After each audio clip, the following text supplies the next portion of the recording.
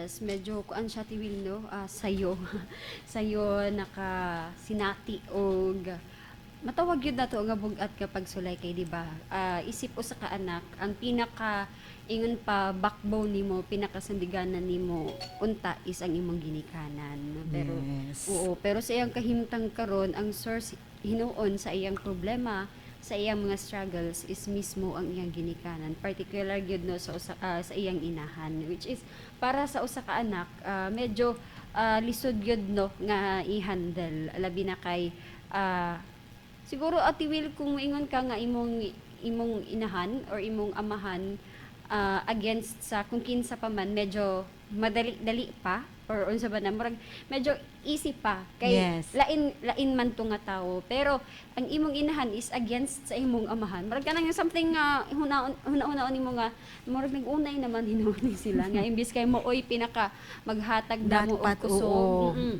May kasandigan. Yes, imbis kay maoy pinaka maggiya sa amoa og magpamatngon sa amoa nga ingani ang kinabuhi kinahanglan ah, mag-andam ta or mangandam ta or ingon pa magmaminatyagon ta pero mo nay giingon no nga lain-lain man gyud ta og dalan nga agihan og syempre sa matag dalan nato nga agihan na agyod nay mga pagtulunan nga kinahanglan or dapat nato nga makita og makuha para magamit nato sa padayon natong pagpakaligo ng kalibutan na.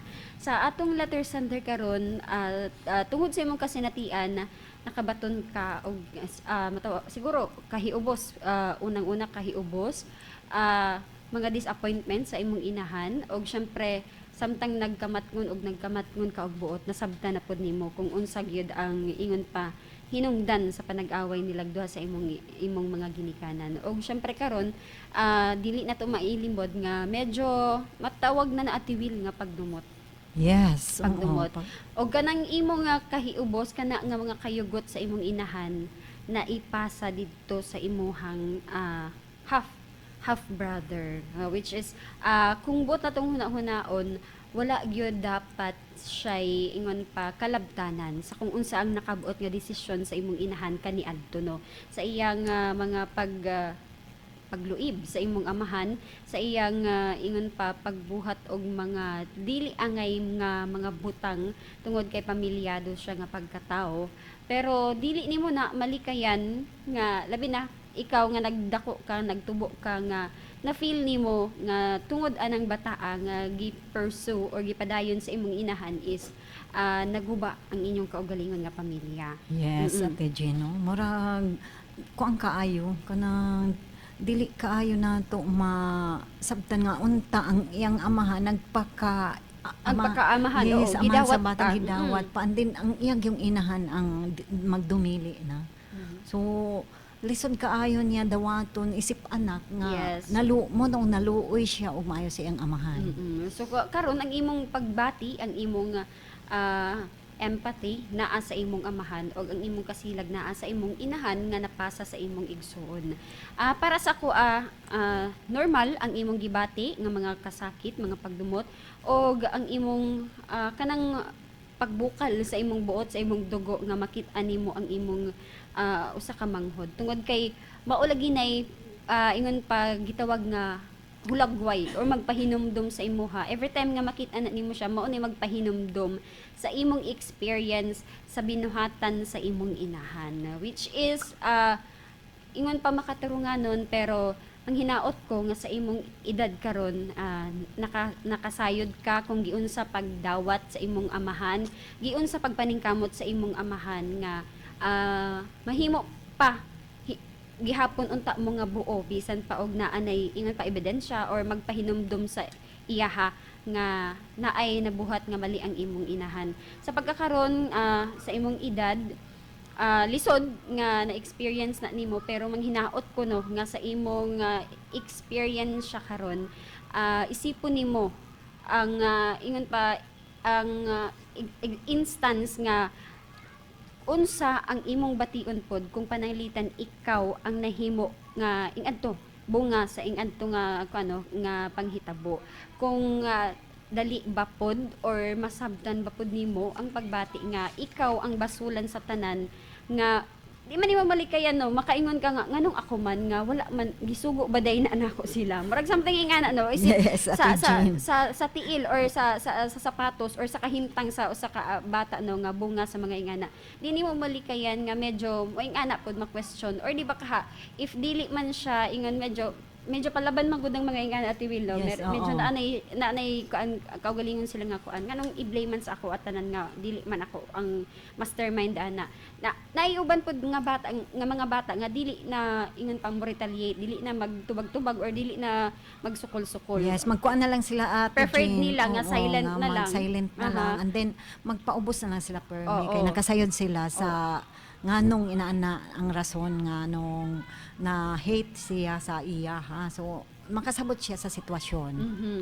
So ingana nga kuno hopefully makabot nimo na dinha nga level sa imong kinabuhi kanang maikumpara nimo imong kaugalingon kung ikaw ang naa sa iyang kahimtang or sa iyang sitwasyon kung makaya ba pud nimo og para sa ako mas dali nga masabtan nimo ang mga butang-butang or di ba kaha sayod man ta nga nakasabot na ka sa kahimtang pero ang pagsabot sa pagbati at tiwil nganong nakaya ni Papa og ingana nganong sa kadaghan nga mga chance nga iyang sa kadaghan nga mga higayon nga nagbinuang or gitawag ini kanang gi underestimate or more something ingana gipakaubos imong amahan sa imong inahan makuha nimo ang pinakarason dinha nimo siguro ma-relate imong kaugalingon sa imong amahan o dinha nga mga pamaagi siguro masabtan nimo kung unsa kabililhon og unsa ka importante sa kinabuhi sa tawo ang makat-on og pagpasaylo og pagpalapas sa mga butang-butang kay tinuod nga sakit tinuod nga naa kay mga kuan ba assumption or mga what if nga kung what if gipadayon to what if marag mga something ingana ba Yes, no daghang daghan what kay mga if.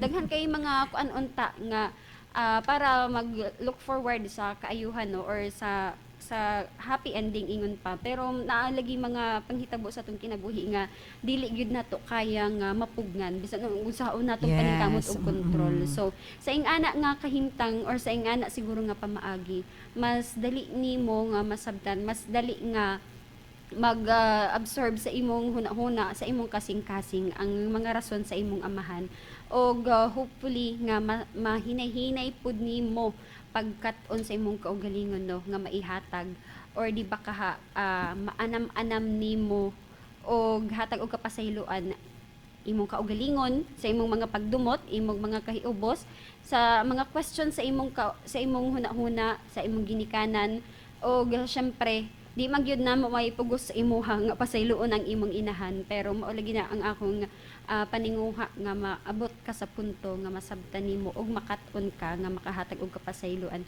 kay Correct. ikaw gihapon Mm-mm. ang mapriso sa emosyon nga imong gihawid-hawiran kung dili nimo makaya nga buhian ang nangagi kay bisag unsaon lagi nato og dumot bisan unsaon nato og paningkamot nga i-curse or unsa man yung mga termino diha ana nga isumpa or unsa man na dinha nga para ra lang ma-release imong kahiubos imong kapungot Yes, and then Dili. Ate Jean, dili maayo nga manumpa ka nang mag-course ka.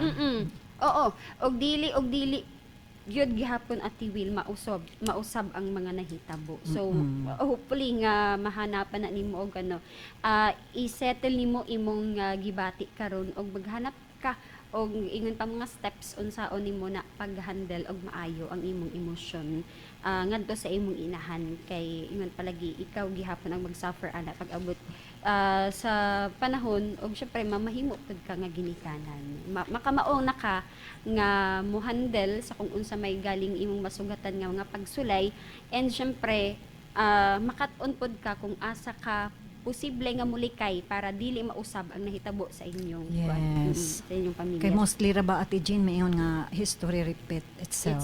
Mo day sakit yung.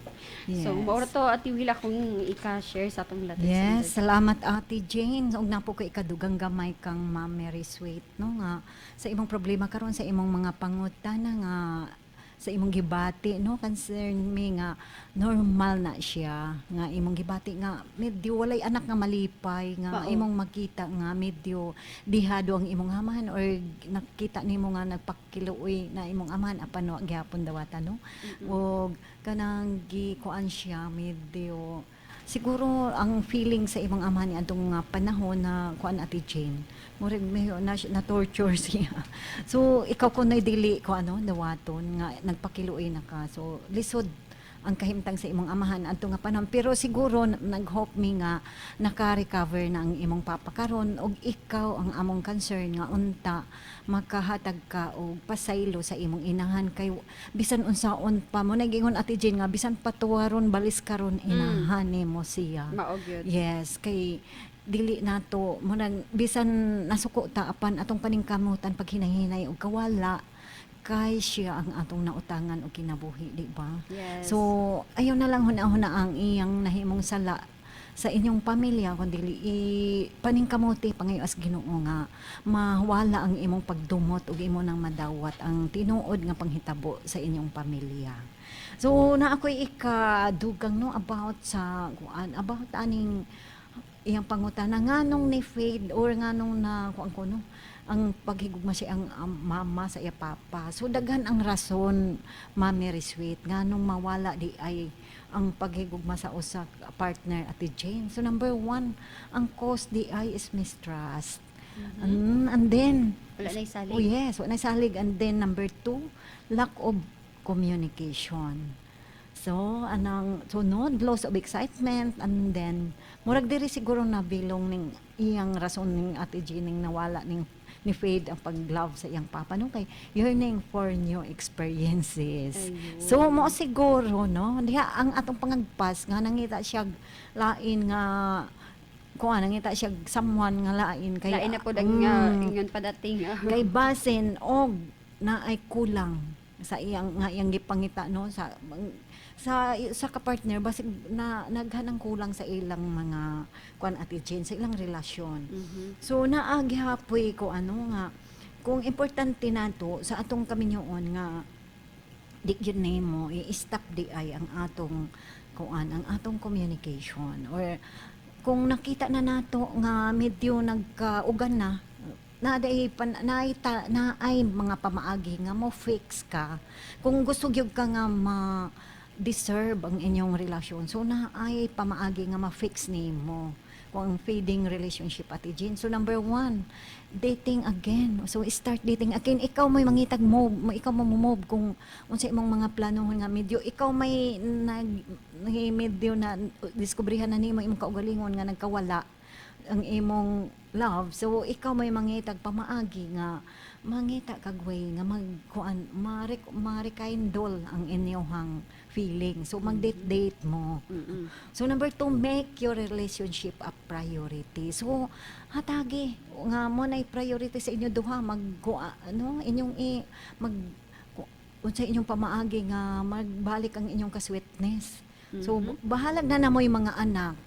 And then kuan na ate hatag yun mong time sa inyo duha. Yes. So number three, let go of expectation. So ang pareha sa atong letter sender karon na ang expectation siguro sa iyang mama nga executive looks ang iyang bana and then ang iyahang kuan nakuha is nawa na sa trabaho so nag-drive na rag tricycle.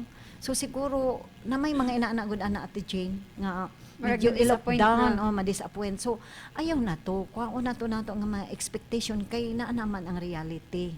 So dawato nimo so i-let go na tong imong mga too much or high expectation sa imong kinabuhi.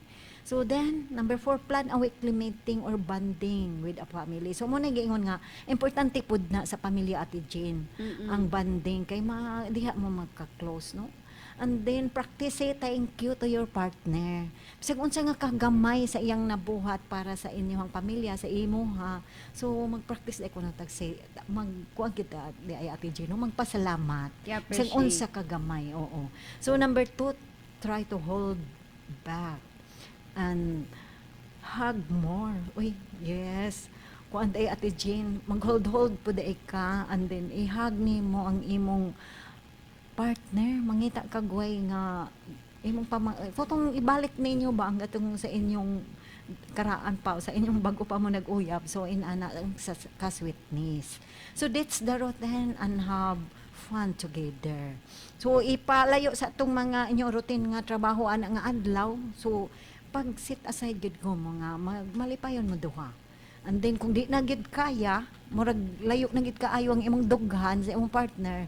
So see a therapist aron ma-preserve ang inyong relasyon. Magiyahan. So magiyahan ta. So importante nga makita man gid nato ang change o ang changes sa atong attitude nga medyo nagkalayo na ka, so mangita tagpaagi nga mobalik og kaduol. So maura to ang akong dugang sa atong mga ka-feelings karon og sa atong letter sender karon nga medyo nabugatan gud siya kaayo ang problema sa iyang bata pa gid siya kaayo nga ma-handle ani nga problema. Dili niya kaya nga sulbaron ati Jen kung siya ra, di ba? So lisod kayo. So atong ipadayon ang atong pagbasa sa napiling quotes for the day. Gikan sa trandomvibes.com nga sinulat ni Ravis Kumar niingon, "The essence of love does not fade away with distance. It fades away when we distance ourselves from each other."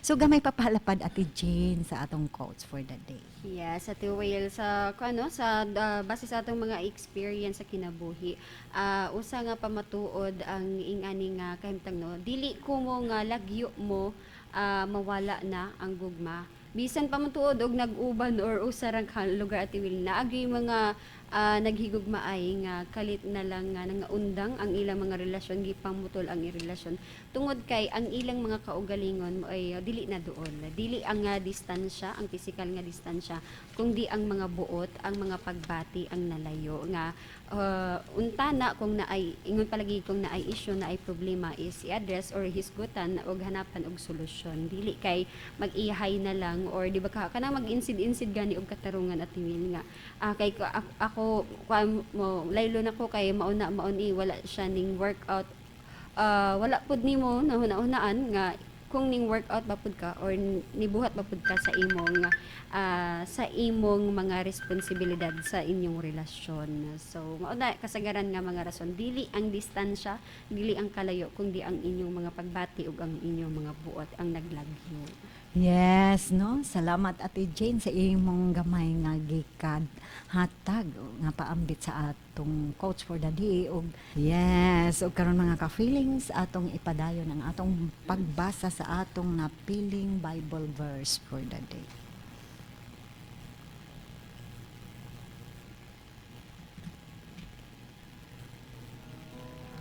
So, gikan sa 1 Timothy 2:5 nang ingon, "For there is one God and one mediator between God and men, the man Christ Jesus." So mga ka-feelings, nagpahinom naman usab kanato ang balaang kasulatan nga dili niingon ang atong nagpahinumdum kanato nga ang Ginoo nga atong amahan tuwa sa langit. So kung kita magpaduol kaniya, kita mo dool sa iyang bugtong anak ang gihatag kanato nga sige walay lain nga si Ginoong Hesukristo kay siya ang gihatag kanato para sa atong amahan, kay niingon man gani sa atong ibawan nga mga pulong nga bisan unsa ang atong pangayoon pinaagi kaniya kini paihatag sa iyang amahan. So mga ka-feeling sa atong lig-unon ang atong pagtuog pagsalig sa Dios pinaagi sa atong pagsunod kaniya. Ug wala naman tay igong oras sa atong pagpadayon sa atong programa o panag-uban-uban karon ning kahaponon, hangtod na lang ugmang adlaw sa atong panag-uban-uban ug uban sa atong ati sa kahanginan. Kini si Ate Jean. O kini si Ate Well, ug uban sa atong control nga si Engineer Primo Flores. Salamat sa inyong pagpaminaw ug dalaygon ang Dios.